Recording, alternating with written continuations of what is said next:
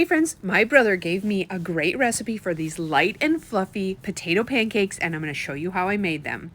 I started with 1 3/4 cups of Bisquick, and then I added in a half a teaspoon of pepper and about 3/4 teaspoon of onion powder.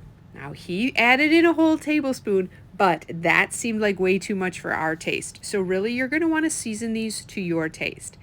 If you like your potato pancakes to be sweet or eat them with syrup, skip those two last ingredients because those are going to make it very savory. Then I added in a teaspoon of salt and a teaspoon of baking powder. Now the Bisquick already has some baking powder, but we want these nice and light and fluffy, so that baking powder really helps with that. Stir together all your dry ingredients, and then we'll add our wet ingredients. And that's going to be 1 cup of milk and 2 eggs. And you'll see when we put our potatoes in, he uses these refrigerator Simply potatoes, and they're great because if you don't want to eat these all today, you can actually put this batter right in the fridge and it will stay, it won't turn brown, and you can make them tomorrow or the next day. It's a really versatile way to make potato pancakes if your family can't eat all of them in one day. Now this particular batch made 8 potato pancakes for us, but it really depends how big you make them. I know when we were eating them, we all thought they were a little bit big, so I would say this would probably make up to 10 potato pancakes depending on the size that you make them. And now once we get these all stirred around, we're going to fry them on the stove.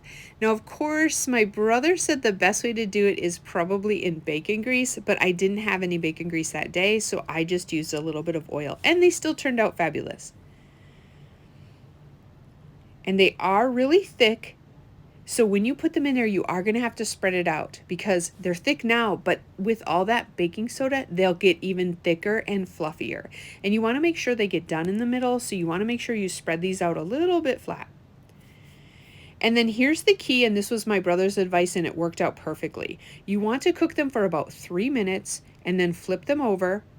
Cook them for another 3 minutes on that side, and then here's the key. You want to flip them over and cook them for 1 minute on each side again. And the reason you want to do that is because you want them to get thoroughly cooked in the middle without getting too brown on the top. This worked out perfectly. They were so light and fluffy inside, and look, you can see they were not too dark on the outside. So I'll take one of these out and I will cut it open and I'll let you see how nice and fluffy they are inside. We had breakfast for supper and we really enjoyed these savory. If you like a potato pancake that is sweeter or you like to eat syrup on it, like I said, just leave out that onion powder and pepper and they'll be perfect. I served these alongside some smoked sausage and an over easy egg.